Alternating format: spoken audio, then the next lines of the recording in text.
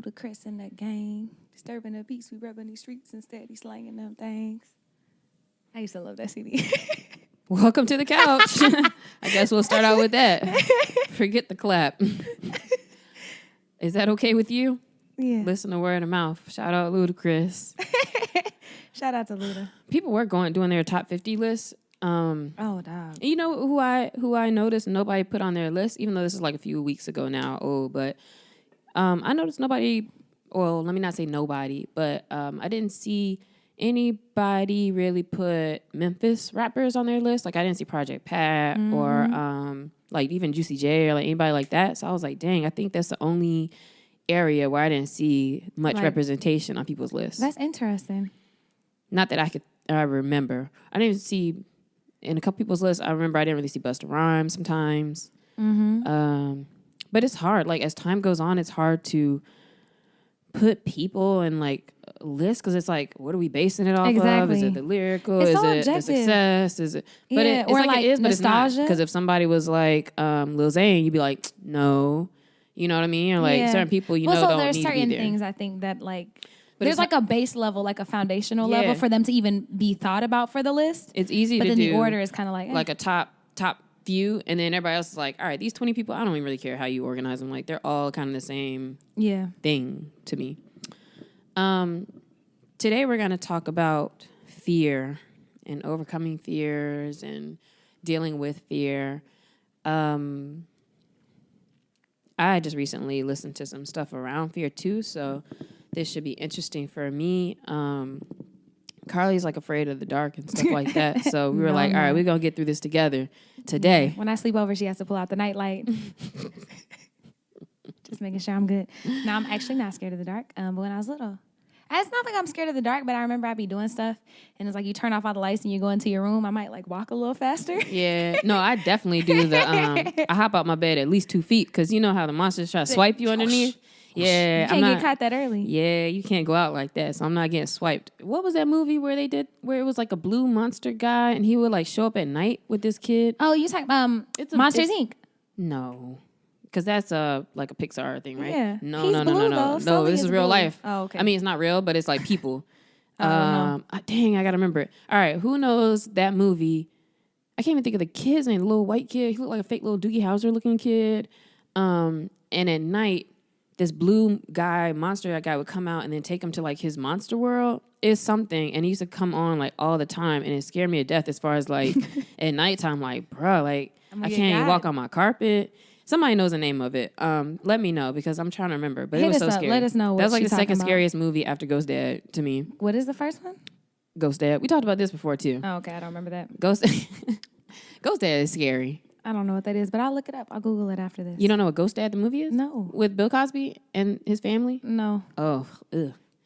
I don't like scary movies. But it's not. It's a kid's movie, Okay. but it was scary to me because he got this crazy taxi driver and they like drove off a bridge. So like, basically their dad died. Bill Cosby died, but he was a ghost. So he's like trying to like help them with their lives, like his family. You know what I mean? Like it's terrifying. But then like the daughter has to die to turn into a ghost to like help him and like all this other stuff. It's like too much. Wow. So, are you scared of anything, Carlie? Yeah. As much as I would like to be like, no, I'm not scared of stuff, but that's not real, and just gonna be real. So, I'm terrified is a strong word. I'm scared of not fulfilling my purpose for my life, and so that's like why I work so hard to do those things. It's like part of me knows that I'm going to, but like I'm still scared that like, what if I don't, or what if I fuck up, or what if whatever. What's your purpose in life? I can't articulate that for you, but I'm working towards it, and I know it involves helping people become the best versions of themselves, learn how to love themselves through holistic health and wellness. And so, like, through self-development, like, I know it's something like that, like exposing them to different types of tools for stress resiliency, helping expose them to different types of perspectives and see the world as a bigger place, and, like, that they have opportunities that are bigger than their mindset. It's a lot of that with kids, which I guess Isn't with kids this what and you adults. do every day? Yeah. How are you scared of something that you're doing? Well, okay, so first we're going to take it there immediately. I know, we because are, wow.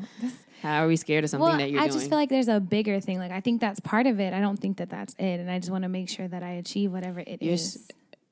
It sounds like you're really scared of something else, like maybe of missing out on another thing, or maybe scared that what you're doing isn't the purpose, or that it's not enough. I think that's more so what it is. It's not that it's not my purpose, because it is, but it's not that I'm scared of something else. I very much think it is like not doing that. I'm also scared of abandonment,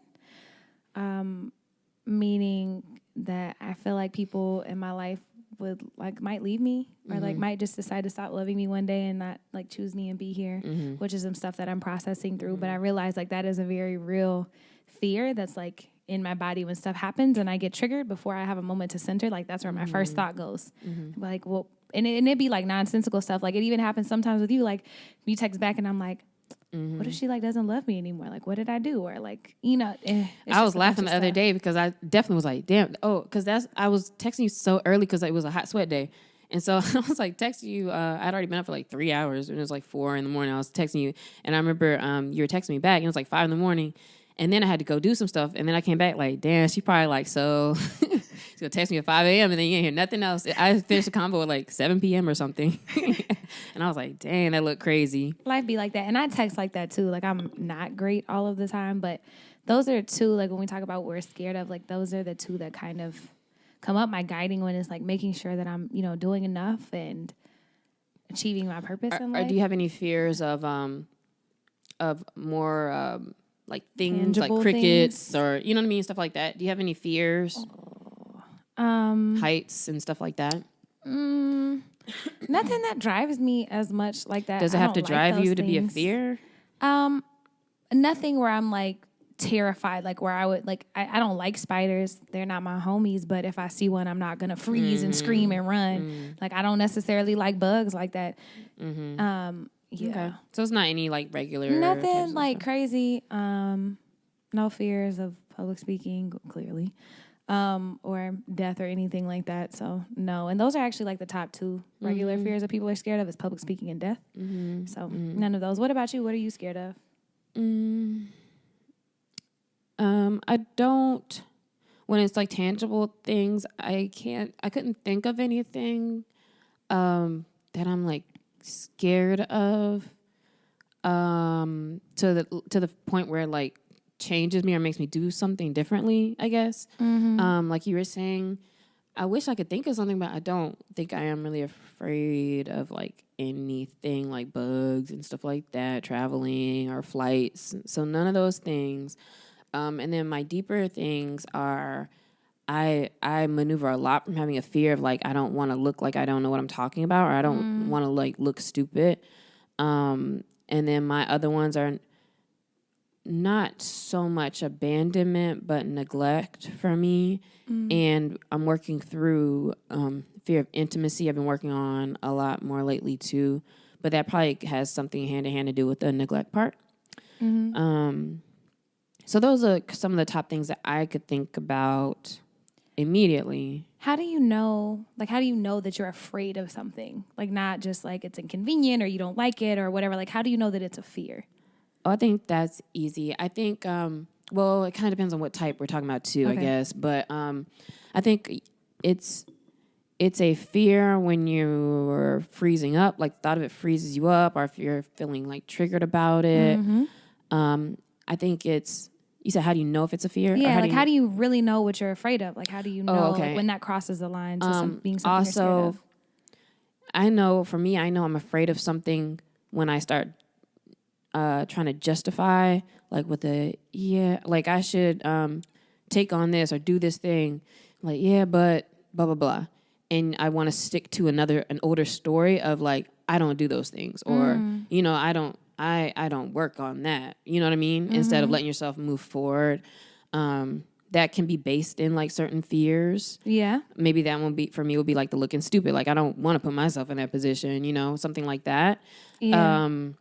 And I think for me, because of the types of things that I say I fear or that stress me out or make me feel anxious, which I guess are part of how I know too. It's those types of things where I'm catching myself maneuvering around it instead of going through it type stuff. Do you have any examples? Or where you caught yourself? not super examples, but maybe kind of just like what I just said, like with certain opportunities or, and especially because I am trying to work through certain things more. I'm trying to think of when's the last time I like really felt like afraid though. And I think that was probably more sort of like around the intimacy thing that I can think of right this second.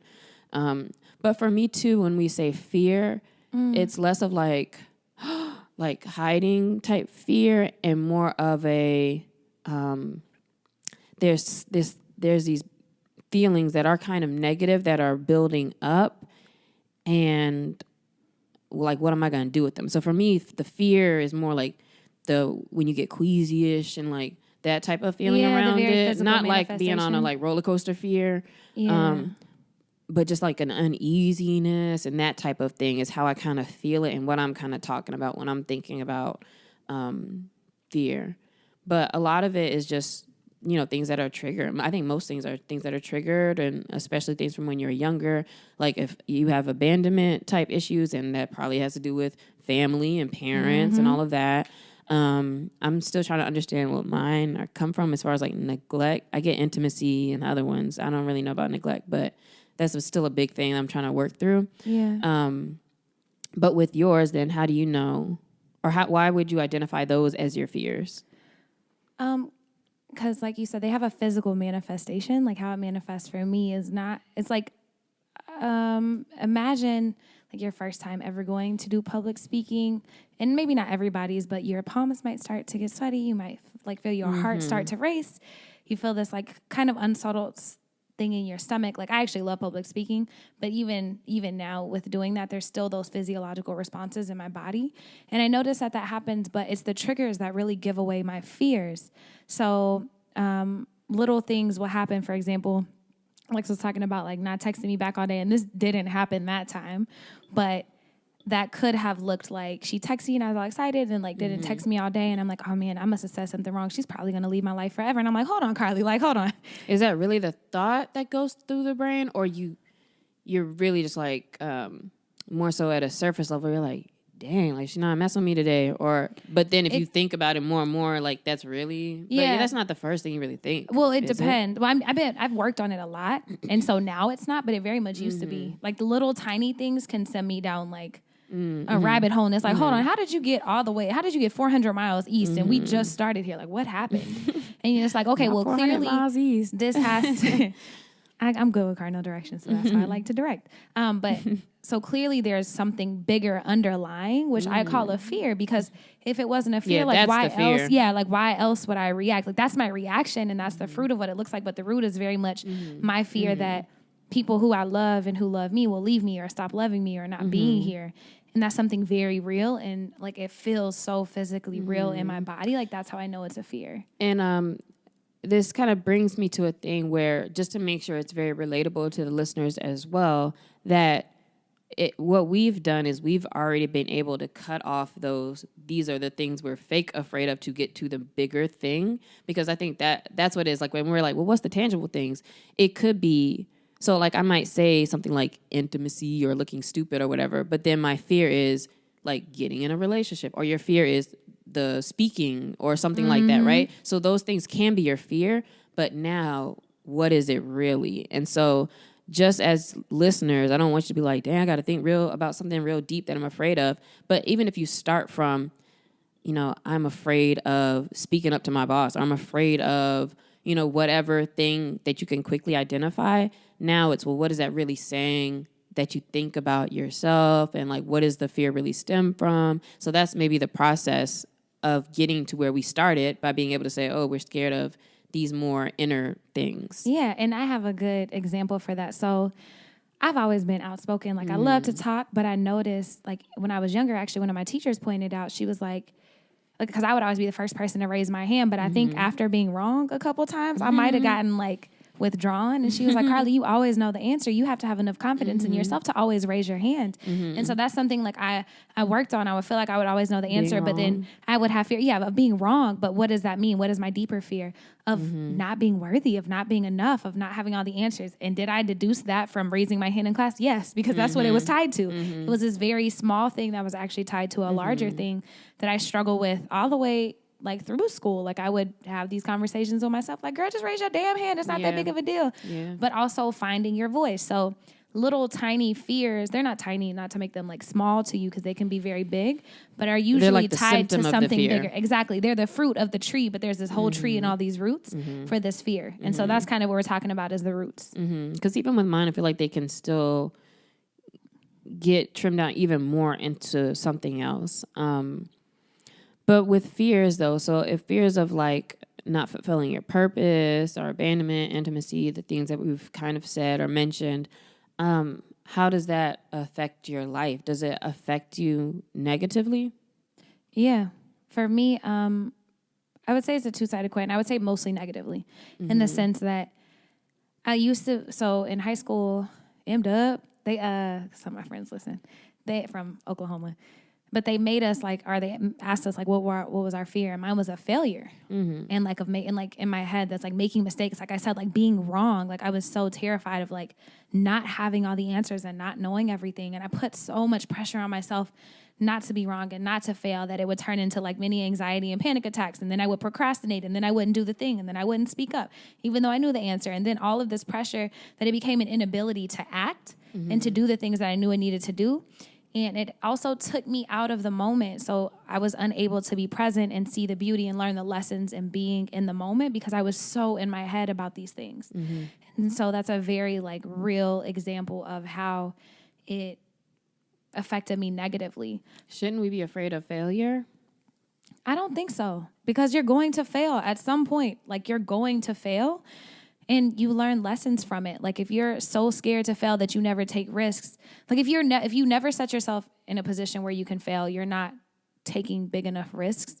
And which I mean, like I don't think you're growing. For example, in the gym, if I only lift 5-pound weights, because I know I can lift 5-pound weights, like I'm not gonna fuck that up. I got it. I never know that I can lift 25s or do whatever. Like I'm never pushing myself to grow, pushing myself to get uncomfortable. And so I think it really is important. But even with the fear of failure, isn't that the exact same story as not raising your hand? And so it still goes down to not even so much the afraid of messing up, but afraid of people leaving you because of it. Yeah.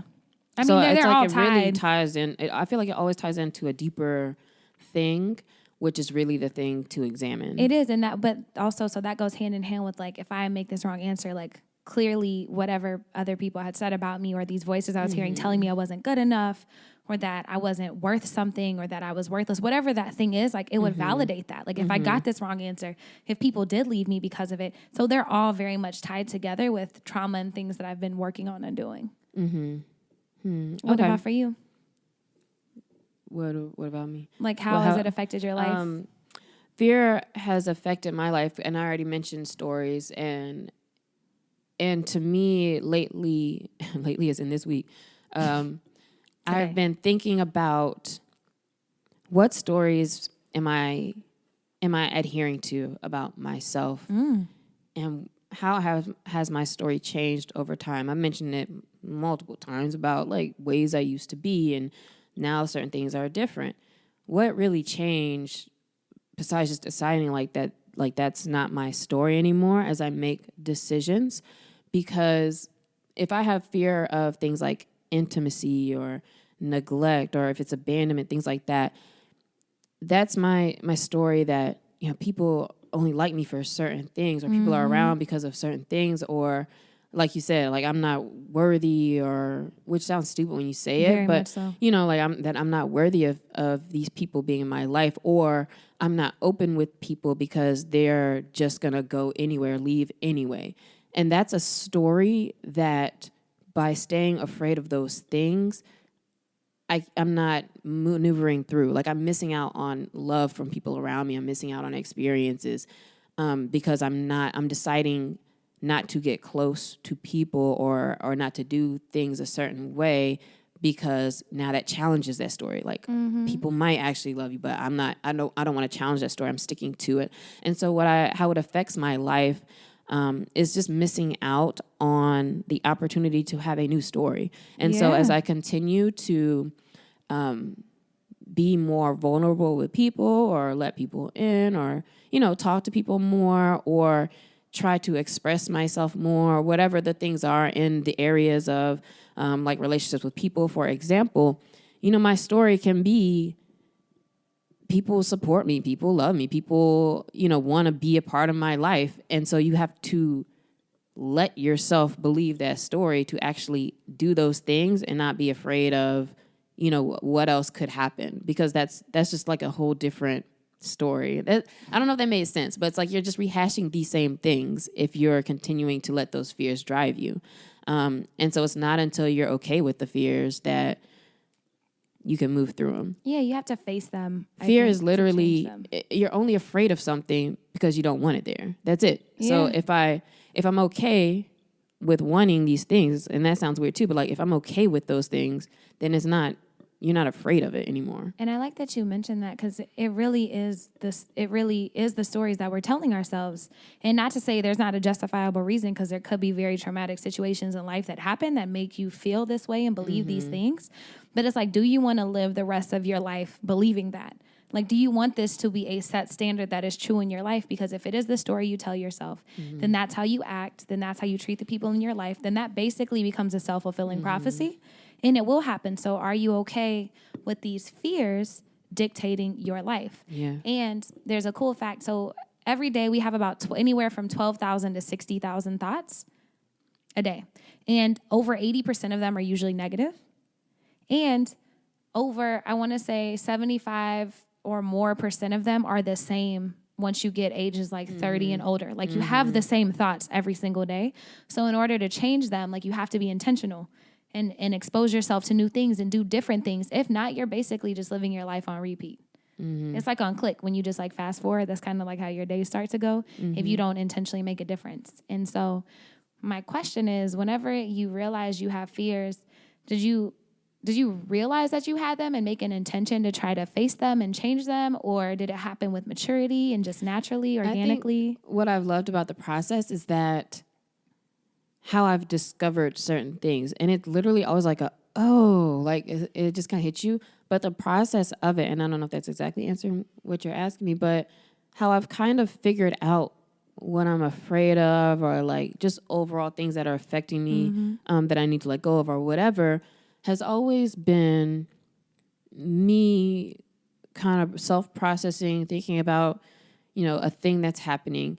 And like I do to you or to whoever else, like just making myself have to answer questions that whittle away at that more. Yeah. So it's like, well, this is what I asked for. So what's making me afraid? And then really answering that, like really saying, well, maybe he's just going to leave me, or maybe I'm going to get so invested and this is going to happen or that's going to happen. And it's like, but what's happening to show me that? Like nothing. Okay, so you should be okay, like right now, like there's nothing happening, like you should be okay right now. Or mostly too, or if I'm upset with another person about something, or upset with something outside of what I think is me, what usually happens then to make me have the aha moment is I'm thinking about this thing, but then I transfer that to me and what's in my control and how I'm perceiving it and my perspective on it. And then I'm realizing how I can change my part. So by me changing my part, it's like, oh, that doesn't have to be about me. Like, there's a huge difference in, actually, there is a story. So in a yoga class, the person next to me is like making this whistle noise. And so if I'm in the class, it's like, all right, like at first you're like, okay, cool. And then it's like kind of bothering you, like, yo, why is he doing this? Like, why are you in here in the yoga class making noises? Like, we're supposed to be able to focus, blah, blah, blah. You're messing me up. And you get upset about it. But then afterwards I realized, oh, it was the damn like radiator that's making noise. It's not the person. And so now, how does all of a sudden it doesn't bother me because, oh, that's not something that somebody controlled. Like, he wasn't doing that on purpose. And that was me making it about me instead of it being about what's happening, right? Just the same way it was a radiator. If it was the person, it shouldn't have bothered me either. It didn't have to bother me. But I was making it like he was doing it to bother or doing it about us. When if I find out it's something uncontrollable, now it doesn't matter anymore. It's like, oh, the thing's just broken. And so I'm not affected. And so why can I not see everything like that? When that person doesn't text you back, it's not about you. That person might have been super busy. And when they hit you, it's like, man, I lost my phone. That happened to me one time. Like, somebody didn't hit me for like a few days, and it was like something happened to them. So it's like, take yourself out of it and just understand like what matters to you should just be like the things that you can control right around you. And that's literally the only thing you can control is yourself and your actions and your reactions to things. It's the 4 agreements. The first one's don't take anything personal. The person who cut you off on the highway, it's not a personal attack on you and your character and who you are and all of those things. So it's like, why carry that energy with you throughout the rest of your day, allowing it to spill into literally everything else? Yeah, and so to connect that back to fear, that's like, dang, people don't respect me, or like you're afraid of, maybe for me, like if I'm afraid of like looking stupid or afraid of somebody manipulating me or something like that, then yes, I'm going to see those things as like personal attacks where I don't necessarily need to. And so because you have this fear or this thing that like can trigger you, then you kind of are losing your power through that fear. Exactly. And I think it's through all of my self-awareness journey and my self-love journey, like uncovering these things and then consciously like working to undo them. A lot of that is reading the books and every day, like questioning. I have those conversations, like you were saying earlier, like with myself in my journal or in my head or in my notes app on my phone. And I know we be laughing at our notes because we have some crazy stuff in there sometimes. But it's like, okay, this happened. This is how I feel. Okay, well, what's the concrete evidence about the situation? Person didn't text you back. Okay, well, they could have been busy. Or this happened. Or if you take it to like the other side, like, okay, well, what if they did say, F you, I ain't texting you back today. What you going, are you dead? No. Okay, so what can you do for yourself today? And also, why are you so worried about this? Like, are you trying to distract yourself from something else? Like using this as a way to procrastinate or a way to beat yourself up about something, like we kind of talked about a couple weeks ago. Yeah. And I mean, really at the end of the day, it's like, why does that matter to me, period, Exactly. that they text me or not? So like, it's like you can keep going with it. But I have not always been intentional about my fears. I never really thought about fears just because, like I said, I didn't feel like I'm afraid of stuff. But it's only very recently that I've been more intentional about understanding, like, what is it really? And like always trying to whittle it down to the next level, because then I can really see it. And that's what I'm trying to do. I want to see it because I feel like there's different ways that we deal with fear. And I think the way that I've always tried to overcome fear is trying to overcome it, like trying to overachieve through it. And I don't think that's really how you should do it. And maybe we're going to get to this more, but lately I have been more intentional about understanding the layers, for sure. I think that that's important because maybe the fear doesn't need to be overcome. Maybe it just needs to be understood, loved on, and let go. Like there are different ways none to of it process needs through to be things. because like I was listening to that podcast the other day where a guy was talking about similar. He's like, well, people can meditate and you can think on these things and understand yourself. But the weird thing is just like when you're using the bathroom, like use the bathroom and like as stuff's coming out, you're not like, wait a minute, I got to analyze this. Let me look at this. And what does this mean? No, you just like let it come out of you and you just flush the toilet and like, you know what I mean? Like you just do it and let it go.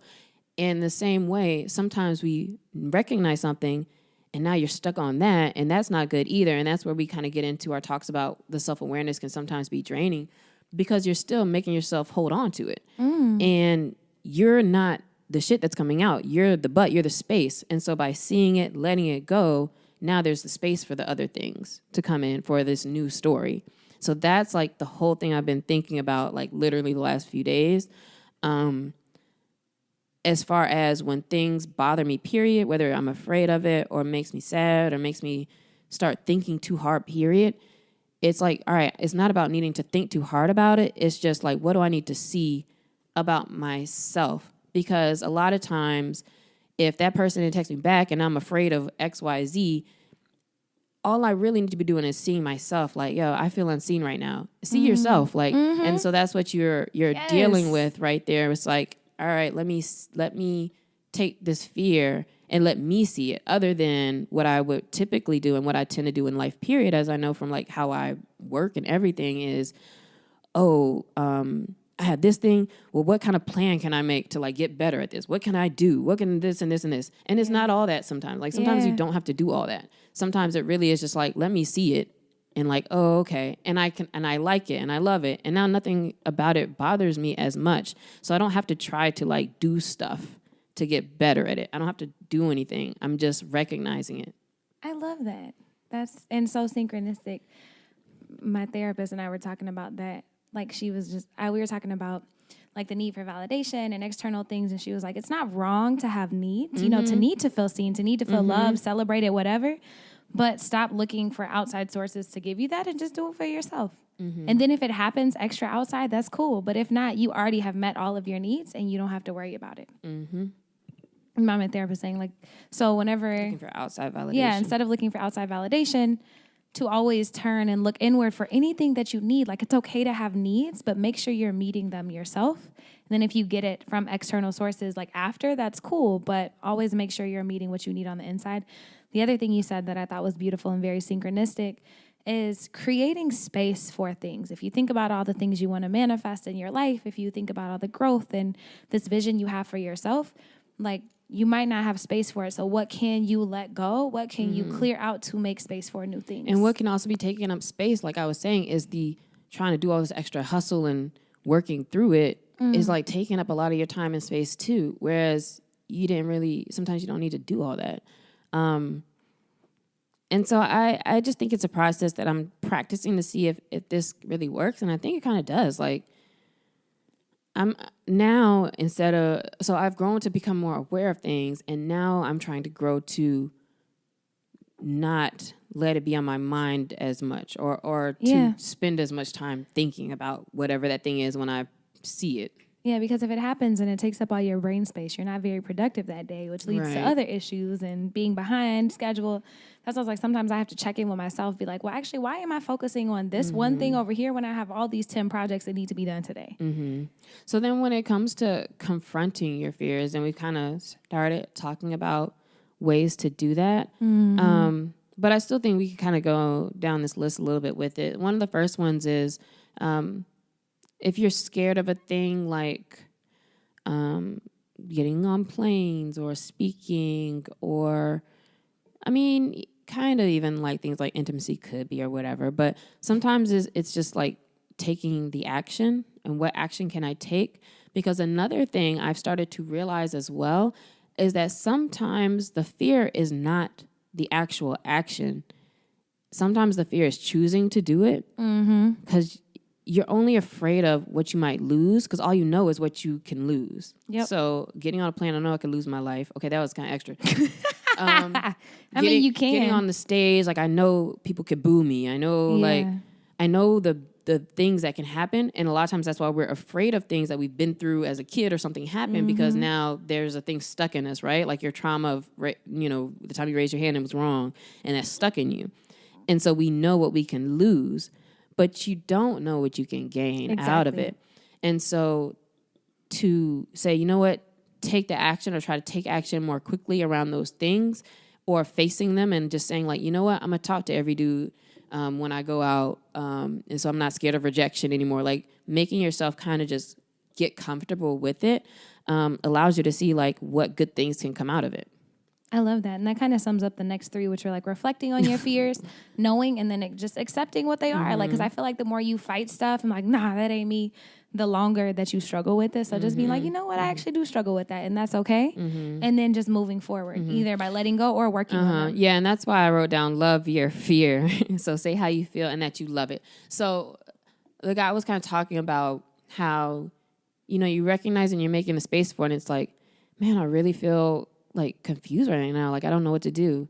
And I love that. And I was like, that sounds so stupid and fluffy and ridiculous. And I don't like fluffy things, but it's so fluffy. But in a way, it just makes it be like, it's okay with the way things are because because we're afraid because we think stuff has to be a certain way and it doesn't, right? Like, so it's kind of like, okay, I don't know what to do. I'm okay with that. I love it. Like, just saying that makes it actually feel softer in your body. And so I don't really know how to explain how that super helps, but it just kind of brings you back to the perspective that this is fine. Like, it's not, it's not really a threat to you. Yeah. And I mean, it's always our attachments to things and our perspective that mess us up. It's never the actual thing. It's always that. And I love being in spaces where I don't know what to do, because then that means there's so much possibility, like that the universe and like God and where other things can fill in. I was just talking to one of my friends, shout out to A. She was just like, yo, like, I don't know what to do and I'm scared of these next steps. And I'm like, but that's the best place to be, because your knowledge has gotten you here and now it's like bigger than you. You just have to keep walking in it. Well, what do you do when you don't know what to do? You keep moving forward, taking steps in the best way that you can. You know what? When people don't know what to do, or when you feel like you're in a space where it's like you're scared of, like, should I do this or should I do that?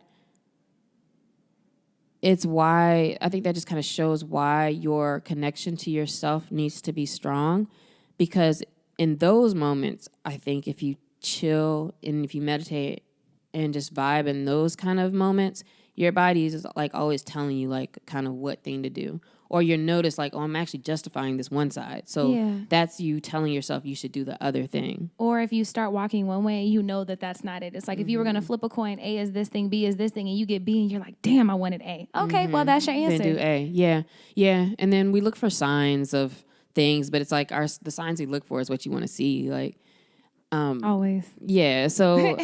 So I think it's listening to yourself more, trusting yourself more, helps you get through your fears too when you think about it in that way that you're saying as well. Recognizing your own resources. By that, do you mean I literally don't need to be afraid of this because I have friends that I could talk to, or because I have, maybe it's money stuff, like maybe, but I can do this, or I do have this. Yeah, I think that's what the article is alluding to, is like it's just that you're not stuck, that you're not just having to deal with these. Stuck. Yeah, you're not like actually stuck. Like you have an array of resources to help you process, to help you do this, to help you confront these things, and realizing like you're not alone. I think probably in the process is a big deal too. And then the last ones are about visualizing. I think it's important to visualize both sides. So one is like visualizing like worst case scenario. So if I let my fears run my life, like if this is what actually happens, like what would my life look like? And then also, what does that mean though exactly? So like an example or something? So for an example, if I was so terrified of public speaking, like I just would never do it under any circumstances. And I started thinking about that. Okay, well, like I might not make some good grades in classes. That's not that big of a deal. Like I'll be okay. But then like, at work, I might have to present for a big promotion. But if I'm just set on never presenting in my whole life, like maybe, I won't have those opportunities. But I'm okay with the mid-level position for the rest of my life. And it's like, well, is that really what I want for myself? Like, no, well, okay. But if it is, that's okay, right? Then, yeah, but if it is, that's fine. But if it's not, then thinking about like going to Toastmasters or going to things that help you with the thing that you're struggling with. But also visualizing like if I wasn't scared to speak up and raise my hand in class, like what could my life look like? And just visualizing that. I think for me, it helps put it in perspective either way, either like worst case scenario or like best case scenario, like life without any fear, and like seeing where I want to fall and my next steps of action. If I choose to take action and try to work on these things, or if I just decide to let them go. I don't know how I feel about the visualizing your life, well, either one, without fear, or what it looks like to let them overtake your life. The issue I have with the visualizing your life without fear is because I don't know. I could say I don't know what that looks like, but I'm not sure. And this kind of even goes with like having goals and all of that now. Like, I'm not so sure that what I think could be happening is even the best thing that can be happening, or that I'm still like putting a type of limit on it. I think when I visualize certain things, or, what success could look like or whatever. Yeah. And so that's always the thing I have with visualizing. It's like, I also don't want to put myself in a box with that, or I don't want it to be what I think I want. But I definitely get that understanding that you're limiting yourself. Like by visualizing, what you're missing out on if you let them overtake your life, man, is that strong enough to like get through it? It depends on how intense you go with it. There are some actual therapy exercises that take you like to the 10x version of that I think are very impactful and help you understand like the trauma behind certain decisions and the things that you're going to make, and very much put the power back in your hands of choosing not to do those things very actively. But also thinking about just this one fear. I'm not saying like necessarily being fearless, but like without this, like what could be possible. And I also don't like to be in a box. That's probably one of my biggest things, but it's like just imagining like the possibility. So also looking at what you can gain instead of just looking at like the fear of doing it and what I could lose. Yeah, that's good. And then when it comes to just like right now, what you could do, like if you're afraid of something, man, I think the best thing out of all of these really is just like make yourself just do it, or agree to just do it and deal with it. Yeah. I'm trying to think of like, all right, everyone's like, okay, this stuff sounds cool, but just like, do it. What do I actually for real do? And I think you just have to do it. I think, yeah, I mean, that's just not there. I think that's the best way is through them. And then as you're moving through it, you're going to just deal with a barrage of like things that trigger you or whatever because you don't want to do that thing. But yeah, but that's I think beauty. That's how you see how you can move through that stuff. That's the beauty, because if you're not being challenged, like if the things in your life aren't challenging you and aren't like helping you grow, then I don't know if they should be there. Like they're helping like refine you. Like if triggers suck, like they're not great, but they also show you where you can heal and where you have opportunities to learn and grow and maybe love yourself a little bit more intensely. Yeah, so I would say like with your fears, really take some time to like think about what those are, what your fears are, whether it's spiders or whether it's being alone. And then, but what is that really saying? What is it in you that you need to see more clearly, that you need to recognize? And what are those stories you're telling yourself about those things to have you stuck in a fear? And moving through them by like, what are some steps or things that you can kind of be doing to move through? And I would love if you feel like sharing those, like screenshot at Carlie's Couch, Lextopia CC Fierce, Instagram, Carlie Carpio on Twitter, Lextopia on Twitter, and let us know kind of what you're working through or how you might have let something go or gotten through it. I think fear is really interesting, but I think in one way or another, it affects all of us on different levels. Do you see some places in your life where you had a fear and you completely don't have it anymore? Yeah. And you don't even have to talk about it, but like what was it that made you not afraid of it anymore? Going through it, experiencing it. But what about the going through it? Realizing it wasn't as bad as what I thought it was. Like this story, like I had built up this thing, like making it the most terrible thing ever or the scariest or the most harmful. And I went through it and I was like, actually, it's not that bad. It's kind of like being terrified of a roller coaster. I mean, some people very much are still terrified of them, but like some of those things like aren't that. Like if you're terrified of swimming and then you learn how to swim, it's not that bad. Okay.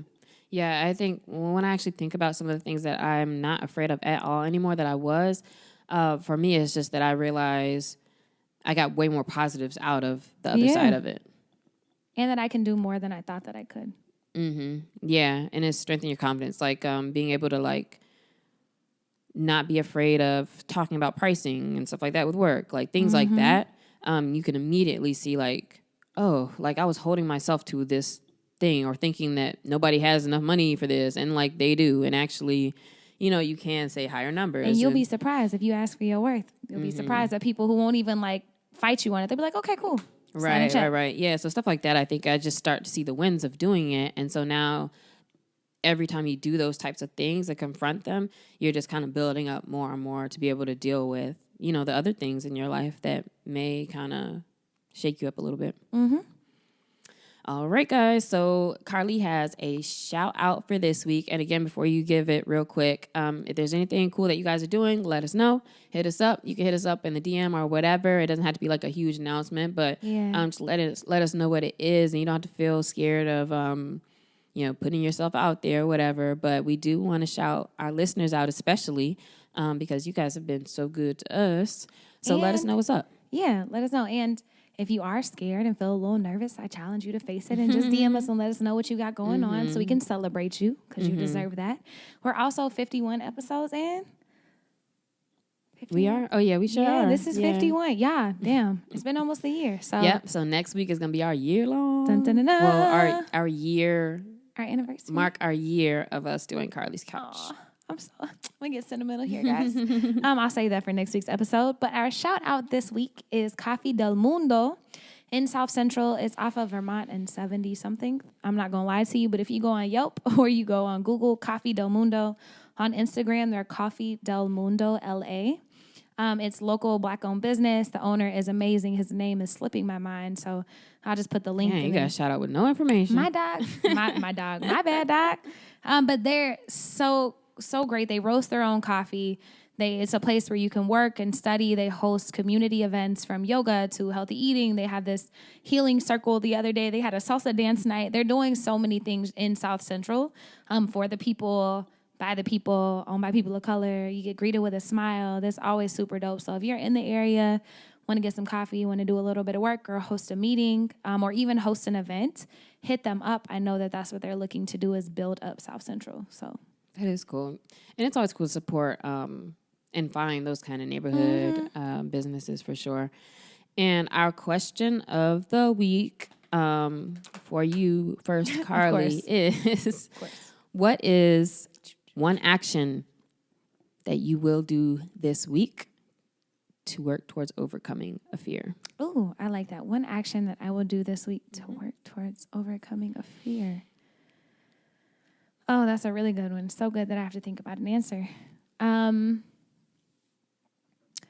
I will continue so there's two things because I don't like being put in a box. So I'm going to say two things. So the first one is I'm going to work to getting to the root of them just a little bit deeper. Like I know like abandonment's pretty easy for me, but like my purpose thing, something you said earlier is like, how are you going to be scared of something you're already doing? And I'm like, oh, that's maybe a sign that I should probably explore that a little bit more, that's not at its most root level. And then as soon as I figure out what that is, like work on facing it, probably talk about it in therapy. And then just work on one thing I have been doing.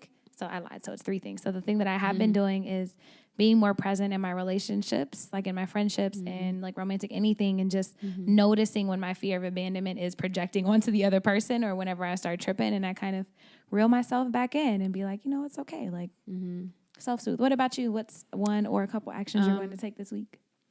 I don't know, this just popped in my head, but it's very simple. I think what I'm going to do this week is say I love you to people more often, where I feel it, but I might be scared to say it. So like actually just verbalizing the way that I feel about my friends or people in my life, my family. Like I don't really like call people as much or talk to them as much, but just to have more moments of expressing that. I love that. I love that. I look forward to hearing about that. Starting now, I love you, Carlie. Oh, I love you too. I appreciate you. I appreciate you as well. Y'all, look, I'm mad excited. Next week is 52, so we got something special planned. We don't know what yet, but something. All right, but then I think about that. I'm a mini tangent, and then I'm going to end it. But all right, like, oh, here we go. Here we go. Damn it. We almost had 45. 45 minutes. But I wonder if, I guess sometimes I get nervous and wonder, possibly even get scared. Like, I'm always excited, so does it mean less when I get excited about stuff because I'm always excited? No. I mean, it's good to be excited about things. Yeah. It's just, I think different things just excite different people. Yeah. Or you show it differently. I don't know. Yeah, I don't know, but my temperament. I don't even know what I get excited about. I'm not going to lie. I'm generally like excited, and like, I don't know. I just wonder like, sometimes is that a bad thing? But do you feel like you're as excited about yourself? Certain things, yeah. Sometimes I hear you get excited about a lot of things that other people are doing, and I think it inspires you. It excites you to be inspired. But also, we have to remember that the things that we get, like money or whatever, like all those things are good to be excited about. But like you're the one making it, you're the one doing it. So like we have to be excited about ourselves. Yeah. And so I think for me, sometimes I'm not as like I've never been that excited either. Though. So like it's not that it's necessarily like a good or bad thing. But when I'm like, man, like I'm not feeling as excited about other things, I have to examine what's like bothering me about myself first is all usually what it is. But I think that we should be excited. You should be excited about things that are going on. You should be excited about you as much as we are excited about other people and the things going on as well. Yeah, I appreciate that. They ain't have shit to do with nothing. Girl, that helped me, okay? This is why we on the couch. I was like, what was that? What were we even just talking about? We just had a regular conversation. Thank y'all for listening. You know what? I appreciate you.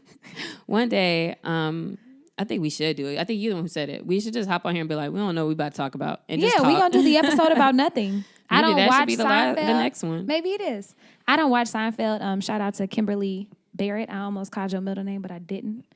But anyways, I was about to say, like Damo said, but then we weren't supposed to talk about him on this episode. Again. I just told Damo we're not going to shout him out this week. We're not going to mention his name. But we did. Sorry. Here we are. Carlie did.